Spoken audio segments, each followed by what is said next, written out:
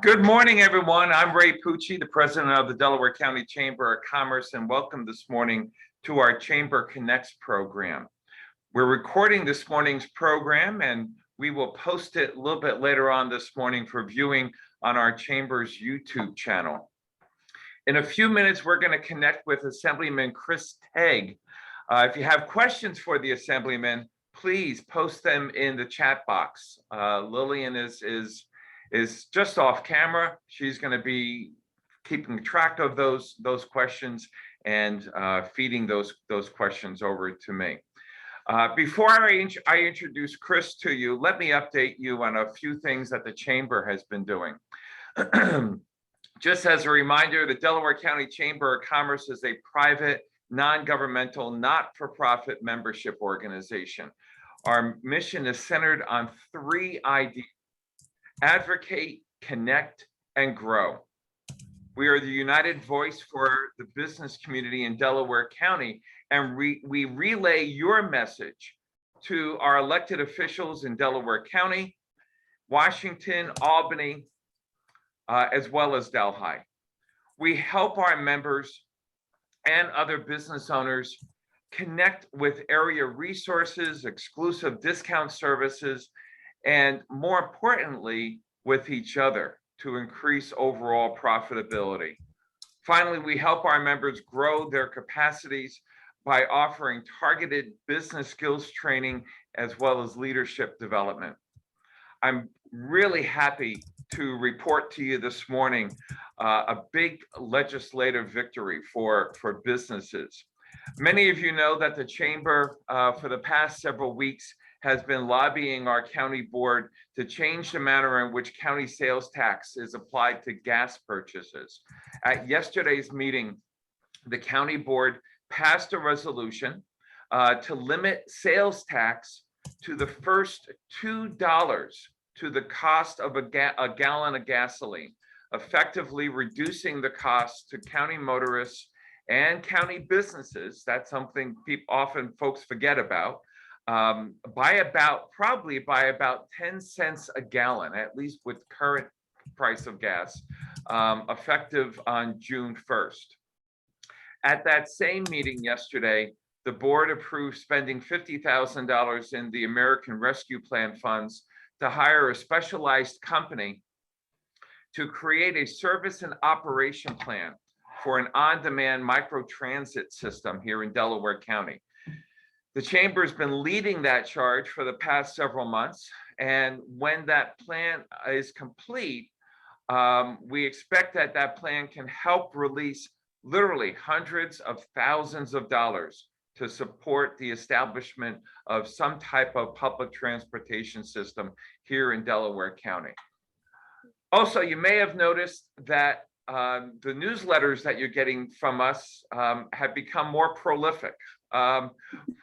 We realize that our membership Monday newsletter was getting rather lengthy because there's a lot of information that we want to give you every week. So what we've done is broken that up actually into 3 newsletters. You're still going to get that Monday newsletter, our Monday morning memo, much shorter, more targeted information that you can use every single Monday morning and apply it that morning to support your business. This morning, you may have noticed in your email, your inbox, the business advocate. That's going to be one of the things that you told us as part of that survey that we're still doing, is the #1 issue that you want us to do. The thing that you find most valuable are the advocacy efforts that we're engaged in. So we want to give you that access to the information and let you know what's happening and how you can get involved in the advocacy efforts for all of us. So that's the business advocate. That's going to be every other Thursday afternoon. On the other Thursday afternoon is our Chamber Member Connects program. That's your opportunity to brag. Tell us what's happening in your world, any company news, promotions, new hires, whatever the case may be, events things like that. Every other week, we're going to have a dedicated newsletter for your news. So that's our Chamber Member Connects newsletter. And finally, we're hosting a job and career fair with our friends over at the Otsego Northern Catskills BOCES. That's going to be on May 10th at the Northern Catskills Occupational Center in Grand Gorge. We expect that high school students and BOCES students will attend, as well as job-seeking adults. We're working closely not only with ONC, but with the CDO workforce and the New York State Department of Labor in that program. And I want to thank the Delaware County Industrial Development Agency for their support of that event. We couldn't do that without that kind of support. So thank you big thank you to the IDA to help us with that event. So that's May 10th. Of course, you can go to delawarecounty.org for information about membership, chamber news, registration for events, everything. delawarecounty.org. And we're going to be updating, we're going to be doing another revamp on our delawarecounty.org site. We know that there's some functional issues that aren't quite working. We've been working on those, trying to correct those over the last couple months, 3 months or 4 months now, it feels like 5 years, without a lot of success. So we're going in a little different direction with delawarecounty.org. I promise you in the next several weeks, we'll have that up and functioning. So to today's program, our Chamber Connects series focuses on public policy issues that affect our members. And today we're going to take a look at New York State issues, including the recently passed New York State budget and other issues and other matters that are pending in the state legislature. And I'm pleased to introduce to you not only a friend of the Chamber, or a friend of Delaware County, but my friend. He's really become a friend over the last few years, Chris Tague.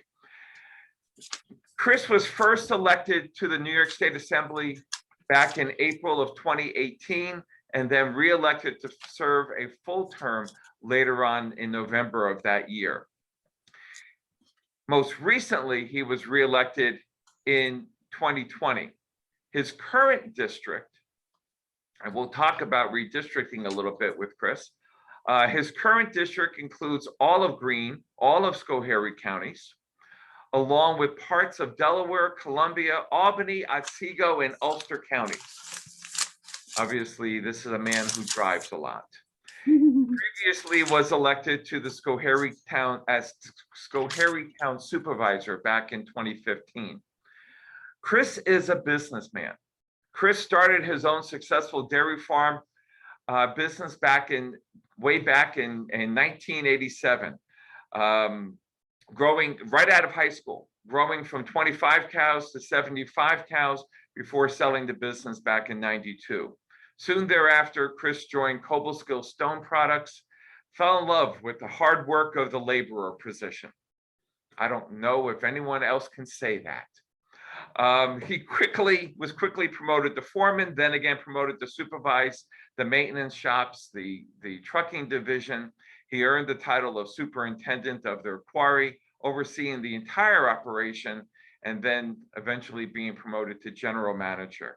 He was then responsible for company-wide health and safety compliance, environmental compliance, government affairs, education, community outreach. Chris left that 25-year career with Cobleskill Stone back in 2018 to work for us full-time as our Assembly representative. Mr. Assemblyman, thanks for joining me this morning. Welcome to Chamber Connects. Chris, I think you're muted.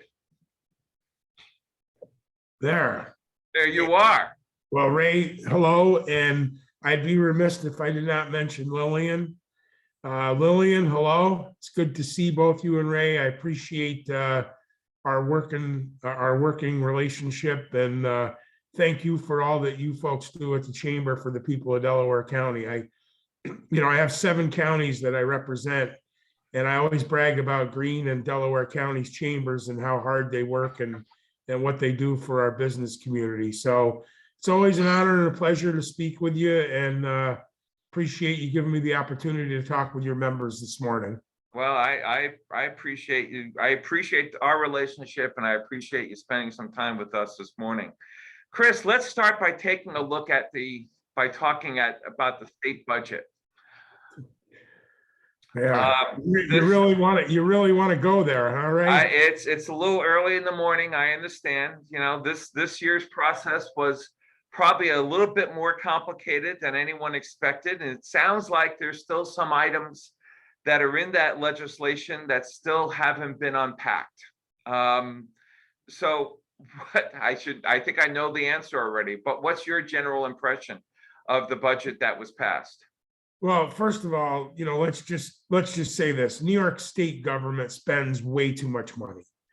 When I first got elected to the assembly, the budget was around between 170 and 180 billion. That's with a B, dollars. This year's budget is over 220 billion dollars. So in less than 5 years, the state budget has increased 30-some billion dollars, which is just unbelievable. So generally speaking, I was pretty appreciative of the increases for funding for local governments, which I think is very important. Our village governments, our town and county governments. Of course, the CHIPS program and Pave New York. And I saw a question from Mary on here about potholes in Hobart. We have an infrastructure problem in New York State, so it's very important to address those. So we have programs like Pave New York, downtown revitalization. Although this year's budget was incredibly expensive, and in some places it didn't go as far as it needed to, I was happy that in some areas we're going to be able to help some small business owners and everyday working people succeed. I did vote for the cut to the gas tax. However, I didn't think it went far enough. I would much rather have had all the state taxes on gasoline eliminated in order to provide as much relief at the pump for folks as possible. I feel that one thing that's understated is the fact that everything that makes it to a storefront gets there on a truck. So I'm disappointed that the governor wasn't willing to go farther and eliminate the entirety of the 33% tax on gas rather than just the 16 cents. And, the other thing that bothers me about this is just the 16 cents or 33 cents, we're going to wait till June to do it. There was no reason why we couldn't have done it. There are many times bills will come to the floor and they take effect immediately. I don't understand why the bill didn't take effect immediately. So now folks are looking forward to this, rebate on their gas, but guess what? It doesn't take place until June. And I am very pleased to see that Delaware County government decided to do a resolution. I've been pushing all the county governments that I represent to do the same.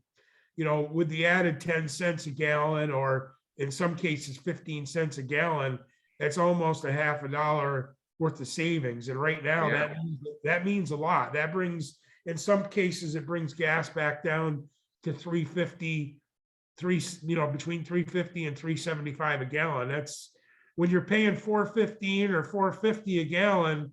Believe it or not, it's a big difference. Ray, there was also some tax breaks for farmers passed in the budget that I voted for. Okay. And I got to tell you, I reluctantly voted for them. And I am a farmer, and there's probably no more pro-agriculture legislator in either house in Albany. Because it sounded like, although it sounded like great news, the tax credit is designed as a solution to the problem that the governor, well, I should say governors, because it was Governor Cuomo first and now Governor Hochul, a problem that they created. Right. that would have not otherwise been implemented. So it was a vote to make, there was a vote that would give money back to farmers for the new labor wage decision that's coming out from the health department. The problem is that the Labor Department and the governor's office have not made a decision yet. So I guess they kind of showed us their hand. Being they put the money in the budget, that tells me that sometime in the very near future, the governor and the health commissioner, or I'm sorry, the labor commissioner are going to make a decision to lower the overtime threshold for farmers, which I think is a very big mistake. Combined with minimum wage increases, the threshold reduction is going to increase labor costs on our farms by 42%. Now, I don't know, how many of you on the call here are involved in agriculture, but I can tell you that if I was still milking cows, I don't know if I could afford labor costs now, let alone an increase by 42%. Well, Chris, I don't think any business owner can really absorb a labor cost increase of 42%. So it certainly hits agriculture, but any kind of increase like that would hurt any business. Yeah, and here's the awful thing about it. I am a big advocate for home health care workers. I hate to see people have to put their loved ones in nursing homes. We had an opportunity in a $220 billion budget to increase payment for these home health care nurses. And instead, the governor and the majority slapped them in the face and gave them a $3 an hour raise over the next 3 years. These folks are making minimum wage with the cost of fuel. And I can tell you this firsthand because it's what my wife does for a living. And we're in a heck of a lot different financial situation than most other people. So I understand that. But a lot of the folks that work with my wife are single mothers with 2 or 3 kids that have all they can do to pay their rent or put gas in their car. They're making minimum wage at $12 or $13 an hour. So still, at $16 an hour and gas at $4, between $4.50 a gallon to $5, how do you expect these folks to be able to survive? So in New York, one of the problems with our budgets is priorities. And unfortunately, the lobby has a lot to do with it. The squeaky wheel gets the grease or the oil, so to speak. And it's really a shame that we don't prioritize things, and that's the problem. That's why in New York, it's so hard to do business. Since 2010, we've had 1.5 million people leave New York State, and the number's probably risen, since the last time they've checked the numbers. Businesses, if you drive, I give you Schoharie as a perfect example. Drive down Main Street, Schoharie. When I was a kid, there were businesses waiting to come in. We have 2 or 3 businesses left on Main Street in Schoharie. It's really a shame. So I think the governor and the labor commissioner would do themselves a big favor if they left the threshold at 60 hours. Let our farmers do their job. They feed us. I said on the floor yesterday, there are 3 things that we can't live without: water, food, and clean air. Without food, none of us can live. And if you could, I'd like to see it because, so it's bothersome that we wouldn't prioritize things like that in our budget. We had an opportunity in the budget to fix the bail reform problem. They didn't do anything. They didn't even put a Band-Aid on it. They took a victory lap and said, we fixed bail reform. Well, the truth of the matter is nothing really changed. And I have a problem with that too. Policy issues should not be in the budget. It's an opportunity for the majority to sneak by controversial bills and take away time from real debate on real issues. Instead, they throw it in the budget and they put it in with money for flooding in a community that's been decimated. How in God's creation can you vote against money for a community that's been decimated by a flood, but they throw the bill in there. So it's all politics. So with regards to the budget, all in all, even after the busing pageant, our state is still one of the most overly taxed, expensive, and erroneously regulated one in the entire country. So the budget did little to change that. So that's a disappointment. And I wish it was a little more ambitious in trying to unlock the economic potential of our state. So that's the budget, so to speak, Ray. So Chris, a couple of things I want to follow up on what you just talked about. You're right. The budget always includes some non-fiscal issues. That's why I guess it's around the legislative office building. Everyone calls it the big ugly. You know, and you find out what's really in it with, you know, 70 at best 72 hours before you're asked to vote on it, and things like that. You touched on a couple of those non-fiscal issues. What are some of those other non-fiscal issues that are going to affect business owners that we should know about? Say that again. What non-fiscal issues that are going to affect businesses? Yeah, that got thrown into the big ugly. Actually, I don't think that there were a lot in the big ugly that would primarily go towards business. A lot of it was towards social issues. So, well, you know, social issues impact business. There was a recent survey that was released earlier this week. I don't know if it was the Empire Center who did that, or I can't remember now who, maybe Sienna, and really talked about the shift across New York State in public priorities, and really talked about crime, and as an extension, bail reform. And I don't want to get into a big discussion of bail reform here this morning, but that was one of those social issues, wasn't it, that got included in the budget?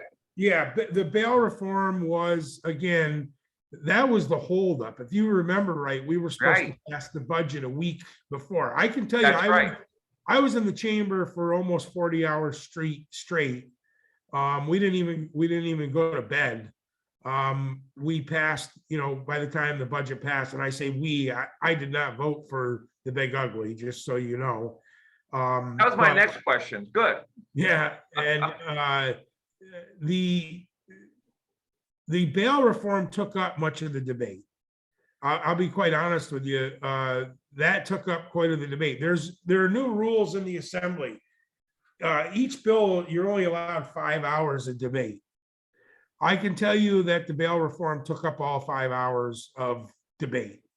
And, you know, there's a big divide between New York City and upstate New York. But let me give you a perfect example. We have the problem here in my little town of Fulton here in Schoharie County. About 4 weeks ago, we had a gentleman just open up with a shotgun or rifle, and I'm not sure, you know, I'm not sure what exact caliber the gun was, but he shot at the firehouse, somebody's pool and somebody's house. The police went and arrested him. They had to let him right back out because of these new bail laws. So to think that it only, you know, that there's only a problem in New York City or in the suburban areas, no, the problem is everywhere. And, you know, I could simplify the bill for you. What it has done is it's tied law enforcement's hands, it's tied district attorney's hands, and it's taken judges' powers away to hold somebody because they think that that the person might be dangerous. And in rural upstate New York, you know, we all know that most of the time in our town and village courts, lots of times there are repeat individuals that are always at that court. And it may be minuscule offenses, but sometimes the judge knows those that he's going to see by their name. Well, judges need to be able to say, you know what, John Smith has been in my court 5 times in the last year. And in those 5 times, there's been a crescendo. His crimes are getting more and more aggressive. That judge needs to be able to say, you know what, we're going to take a time out here. I think John Woods or John Smith, I think he needs to spend a little time and cool off until we get this case figured out before he hurts somebody or hurts himself. That's the whole thing. The judges need discretion. This bail law has taken that discretion away from them. So yes, that was probably the biggest thing, because everybody was anticipating that the majority was going to do a big 360 turnaround and we were going to fix the problem. Unfortunately, that's not what happened. Okay. And here's the other thing. We're talking about the social programs. Like I said, state budget is usually around 160 or 180 billion dollars. Last year, we were around 211, 212 billion. This year, we were at 220 billion. There was an influx of federal money due to COVID that came into the state government. So the majority took, and they just tried to hand out money to all the people that have been asking. Here's my problem with that. What happens in 2 years when the federal money's gone? Right. So do we go to the people that we're helping with these new programs and say, well, we helped you all we could for the last 2 years, but sorry, there's no more money. The only way for them to do it is to tax you more. And I got to tell you, the taxpayers in this state cannot afford to pay any more in taxes than what they already are. We're paying too much taxes now. Chris, I want to jump to a couple of the questions that folks have put in. And you alluded to the question that Mary Van Valkenburg posted about the condition of the roads, and she specifically talked about the village of Hobart, that the repairs aren't scheduled for another 5 years. And that's, and that's the same story, that's the same conditions that we have in lots of communities. And I'm sure even in Schoharie, you're having those same issues. Is there something that you can do, that we can work with together to get those roads, especially on our main streets, improved? Absolutely. Well, I will call the commissioners. I'll call the commissioner's office tomorrow. Nice to know we have someone with some juice. Yep, we will. My office will call the commissioner's office and let them know that, we want them to look at it. And I can tell you what, if I'm not mistaken, I think my company was the last one that paved Route 10 in Hobart, and I think it was 10 or 11 years ago. And Mary is nodding yes. So, I think you're right. And I know the DOT over the years has tried to keep, their road system, especially in rural New York, at a 10 or 11 year, turnaround. So every 10 or 11 years, they would rehab it. Some cases it needs to be milled, filled and repaved, sometimes just a repaving. The problem is that Route 10 is a very big truck route. Mm-hmm. It's the only way to get to the southern end of, southern and western end of Delaware County, or even to places even farther south or farther west outside of Delaware County. So, Mary, I would be happy to call the commissioner's office tomorrow, tell them that we would like them to look at that stretch of road. And, we do a lot of that we call that constituent services. I like to think I'm pretty good at it. That's really where the work gets done, is in constituent services, when you can actually, and we like doing that. It's, so we'd be happy to do that. Absolutely. Thank you very, very much. You're welcome. And you got you get with Lois and the rest of your team, you got a great team that's out there working the phones, working those contacts, and making those things happen. And I know that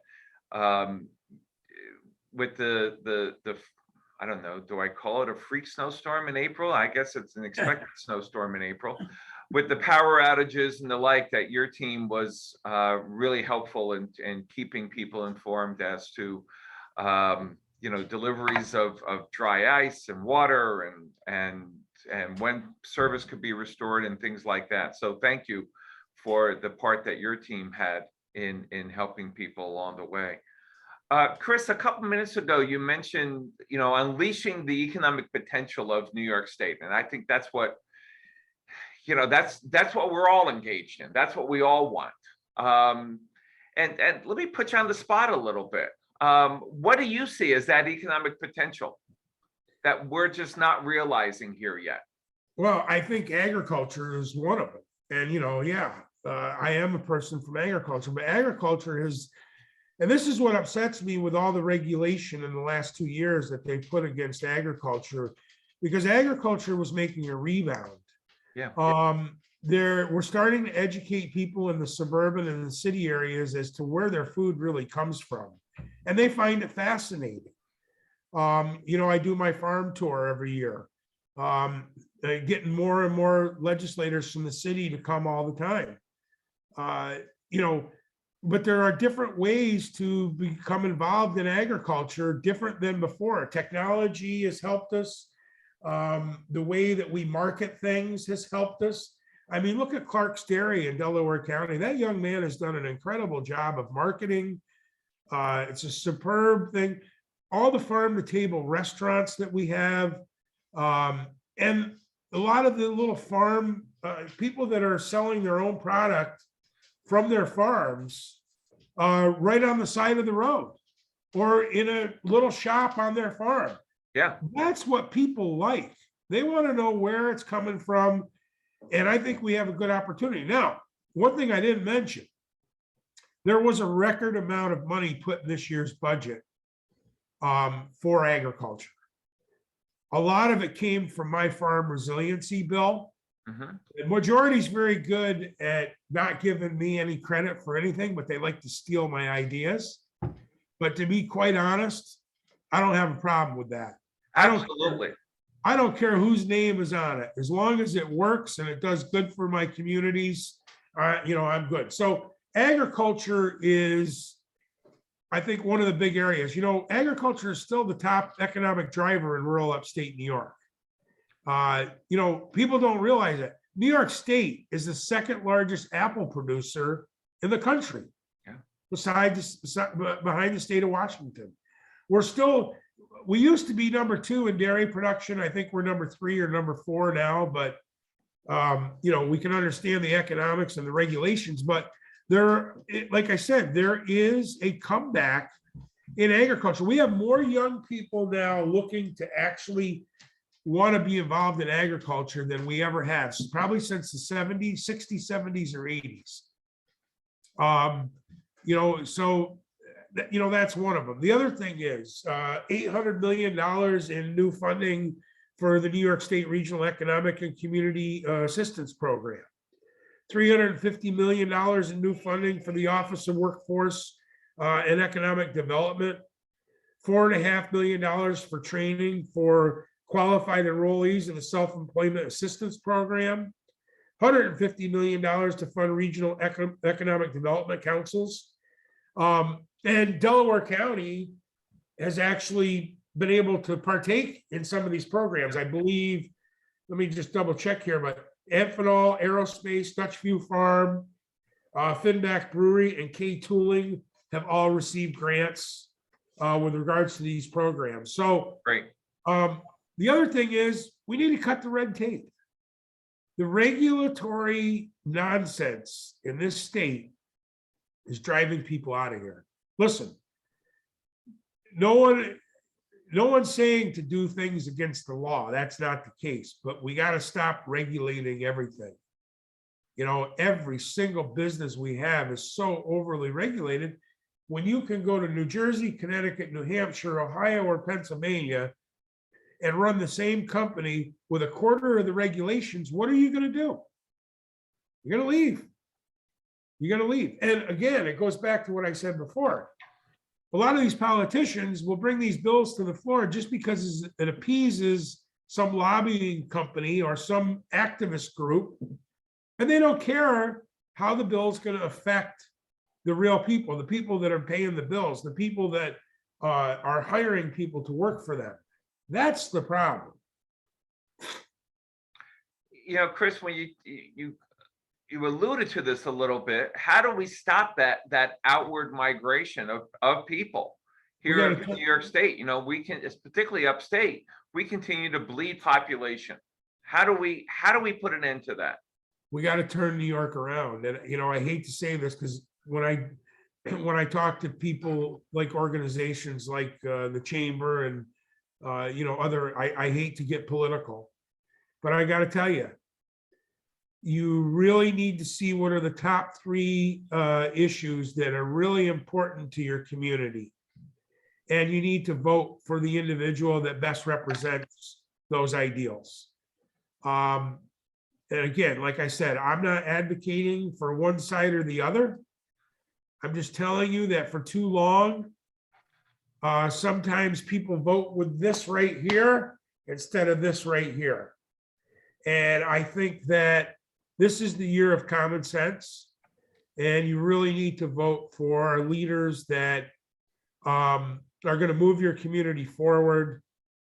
You know, people that are going to have the best interests of everybody in mind. But, you know, we have for far too long in New York State just overregulated people, overtaxed people, and not prioritized things that are really important to the people. I think we're starting to see it. Sienna did a poll the other day. Republicans, Democrats, independents, everybody. 97% of the people, the top issue was public safety. Yeah. They were disappointed with the bail law reforms. The second thing was taxes and economics. And the third thing was inflation. So, you know, you got to choose, you got to pick what person that's running for that office is going to, you know, going to make those their priority and are going to be the one to work the best, you know, for you and your community. But in all honesty, the only way to change is to turn the state around and to make change across the board. I mean, here's a perfect example. Again, this week, every single one of my bills in committee got held. And the only reason why they got held is because I'm a Republican. They were good bills. One of them was a bill to offer free fishing and hunting at all state parks for veterans. It got held. What type of partisanship is wrong with a bill like that? Yeah. I also had a bill that would stop government from having the power to mask our children in schools. My bill gives it to the right to the parent to choose. They didn't even let the bill go through committee. We had veterans bills that were in committee that they held. Even the bill to change the name from the Mario M. Cuomo Bridge back to the Tappan Zee Bridge, which many of their members are supportive of, they held the bill. My thing is, all right, maybe it's not going to pass on the floor, but at least give it an opportunity. Let us debate the bill. I represent the same amount of people in my assembly district than any of the majority members. Sure. We all represent between 133,000 and 140,000 members. When somebody calls my office looking for help or for advice, I don't ask them if they're a Republican or a Democrat or an independent. They're my constituent. It's my job to do the work. And there are laws out there that I don't agree with. But I'll tell you what, if it's a law, it's my job to follow the law and do what I can for an individual where it's within the concept of that law. Chris, I want to go back to an agriculture question. You've been a real proponent and you worked real hard on trying to get whole milk and I believe also low-fat chocolate milk back into the schools. How's that effort going? Well, actually, it's going well. We introduced the bill last week. We are doing a press conference on Monday. Anybody who would like to join us is more than welcome. We're doing a press conference at Ridgedale Farms. They're on the Montgomery County, Schoharie County line. Actually, half their barn is in Schoharie County. The other half is in Montgomery County. It's in Sharon Springs. My bill is pretty much, well, it's mirrors the bill that the Pennsylvania House just passed last week. And what our bill says is that New York State needs to allow our schools to put whole milk and 2% milk back in the lunch program and at least make it an option.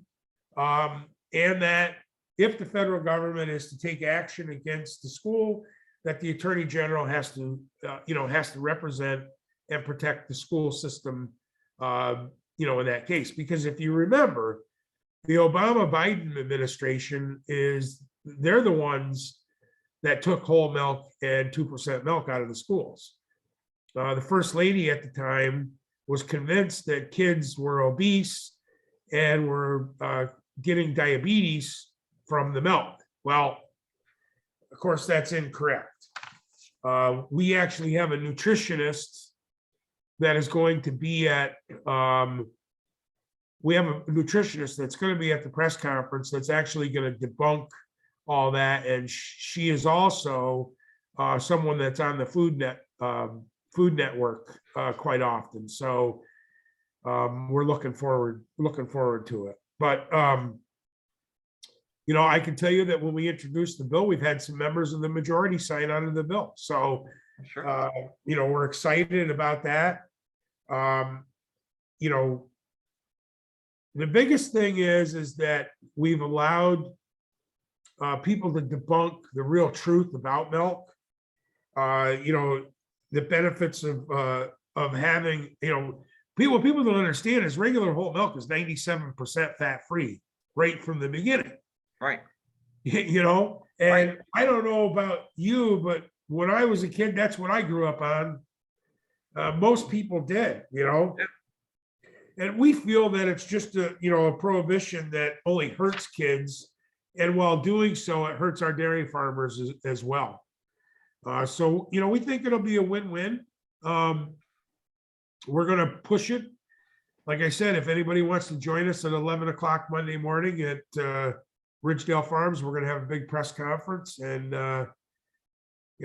we're going to push trying to get it passed. It would make such a difference. What people don't understand, we have smaller family farms that in some cases are dumping milk because milk companies won't come pick up their milk because they don't have any place to go with it. And that's just a shame, awful shame. Chris, you mentioned a couple minutes ago, you don't want to get political, but I need to get political for a moment because it's a political process. Redistricting.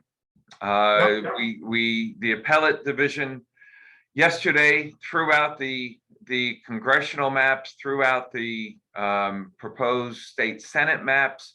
Now the Empire Center is reporting that the Assembly redistricting maps were not included in that court order because Assembly Republicans chose not to join in the litigation. Is that true? And if so, why is that the case? Why was that the case? I can tell you this, the best maps that were drawn were the Assembly maps. They were very fair. Okay. We did vote against, actually, if I remember right, I think it was a unanimous vote with regards to the congressional maps. When the appellate. No, in the Assembly, when we voted, we had to vote on these maps. Sure. Everyone voted no on the congressional maps. There was no question. There was no question in anybody's mind they were gerrymandered. The problem is they looped the Senate and the Assembly maps into the same bill. And the Assembly maps, like I said, were drawn very fairly. We were actually, a lot of us were astonished. We figured, no, this can't be. But the good thing is it showed the difference between how the assembly maps were drawn and the Senate maps were drawn. Now, my understanding was the original suit, it was all three. Now, I'm not sure whether or not our conference was a part of the litigation or not, but the assembly maps were part of the suit. Because the bill was both the Senate and the assembly maps, you couldn't take the assembly maps out of the bill. Yeah. So that's that's the way I understand it as of this morning. The assembly districts are what the assembly districts are. They're going to be what the new maps that were put out back in March. The Senate and the congressional maps are going to be redrawn by a professional. A master. Yeah. As they call it. Jonathan Curvis is, Oh, yeah, he's going to be drawing the maps. It says he is a postdoctoral fellow at Carnegie Mellon University in Pittsburgh, and he'll be drawing the maps.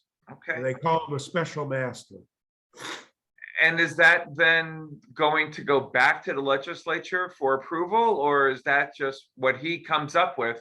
Is that what the maps are going to be? I believe the way the Constitution reads is that the houses have two shots at this.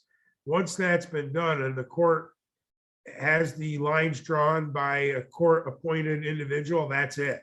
That's That's it. how, Okay. that's it. That's how, once he makes it, but I'm sure.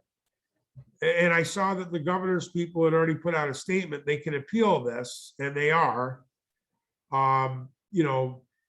Which is gonna screw things up for the Senate and the congressional seats, because the primary is supposed to be on June 28th.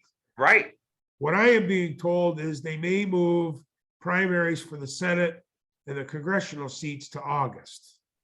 So we're going to spend locally, we're going to have to spend the money twice to Yep. run a primary. Yep. And this again is kind of what I alluded to earlier without getting political. We have one party rule in this state. They're never prepared. I call them the gang that can't shoot straight. They knew that we were doing redistricting. They knew they've known for the last 10 years that redistricting was going to happen this year. Yeah. They could have had the independent districting committee meeting last year. They waited until November or December to even convene them, and the maps had to be drawn, I think it was by January 16th. Mhm. And to be quite honest, they wait till the last absolute minute. I mean, it boggles my mind. I would like to see a lot of these people, if they were in the business world, how the heck they'd ever be able to run a business. You have to have skills to be in this job. This isn't an on-the-job training type of position. If not for my business experience, I'd be terrible at this. You have to know how to work with your staff. You have to have experience working with staff to be able to do this job. You have to have people skills to be able to do this job. And you have to have organizational skills to do this job. This isn't something where you just decide one day, yeah, I'm going to be an assemblyman. Or a senator. It's, and you have to deal with all different facets of all different types of people.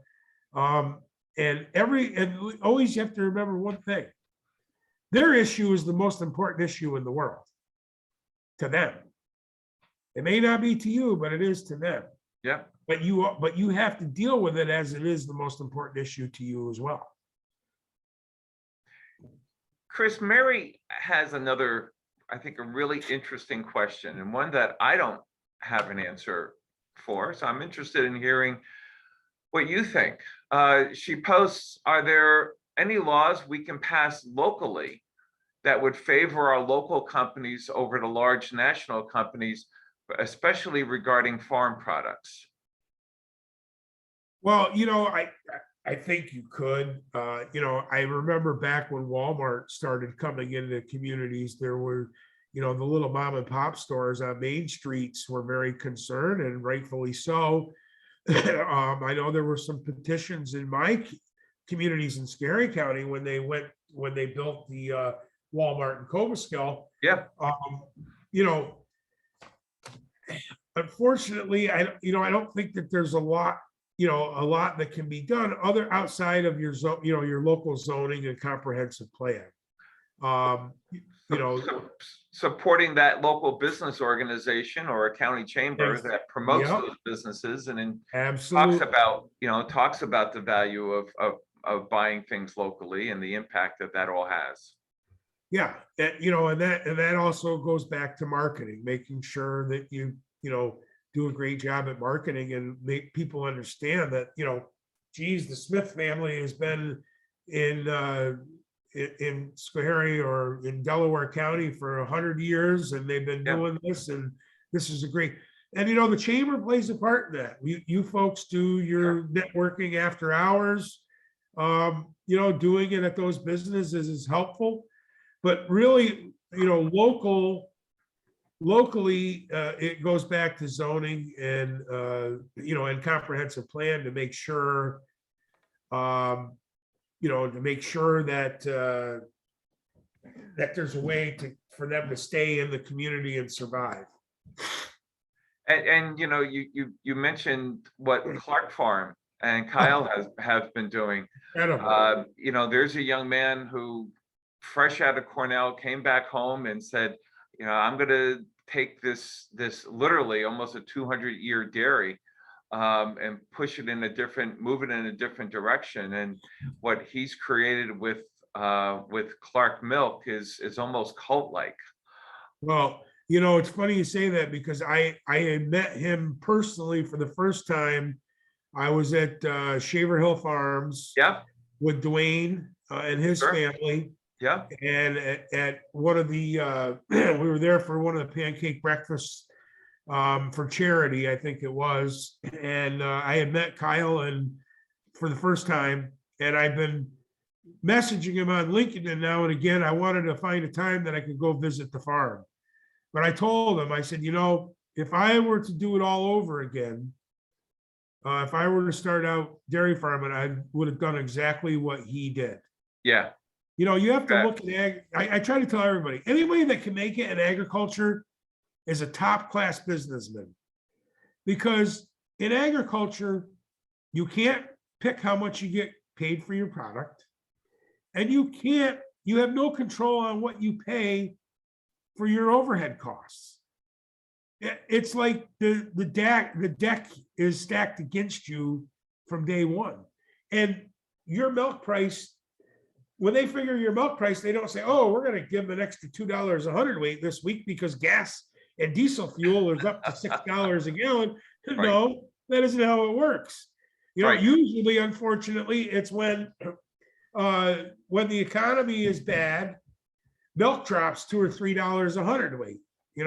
So when your diesel fuel is $6 a gallon, well, your milk truck's only $15 a hundredweight. And it's usually right about the time when you're getting ready to do your planning and everything else, or your summer putting silage in, or fall, and it's, that's the way the ball always bounces, unfortunately.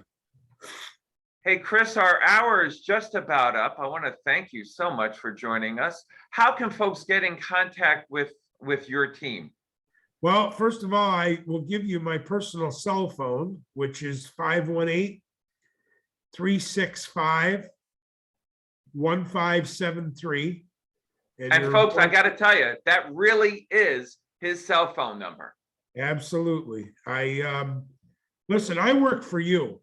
You should be able to call me anytime, and that's what this is about. You can also reach out. It's easier to go to my Assembly website. I have 3 offices. I have one in Schoharie, one in Catskill, and then one at the LOB in Albany. But if you go to the website, the Assembly website, and just look up members, I'm in the 102nd Assembly District, and it has contact info for myself, my district director, and my chief of staff. So, feel free to reach out. Next week, we're going to be in Albany Monday, Tuesday, and Wednesday. I think and then the following week, I think it's a 4-day session week. So we'll be there Monday through Thursday, but, call one of the offices. We'll get back to you. We like to hear, we actually love to hear from people. Excellent. Hey, Chris, thank you so much for joining us this morning here on Chamber Connects. And I want to thank everyone for joining us this morning. Please remember our next in-person breakfast will be on Friday, May 20th over at the Hampton Inn. Misty Fields with the Professional and Continuing Ed Office over at SUNY Delhi is going to speak about how to create training programs for your employees. Our next Chamber Connects program, excuse me, will be on May 27th. We're a little up in the air right now as to who is going to be joining us, but I'm sure it's going to be someone interesting, someone relevant. Again, one of our public policy decision makers. Remember, at the Delaware County Chamber of Commerce, we may have many views, but we have only one voice, and we're stronger together because of that. We advocate, we connect, and we grow. See you all soon. Thanks for joining us this morning, folks. Thank you.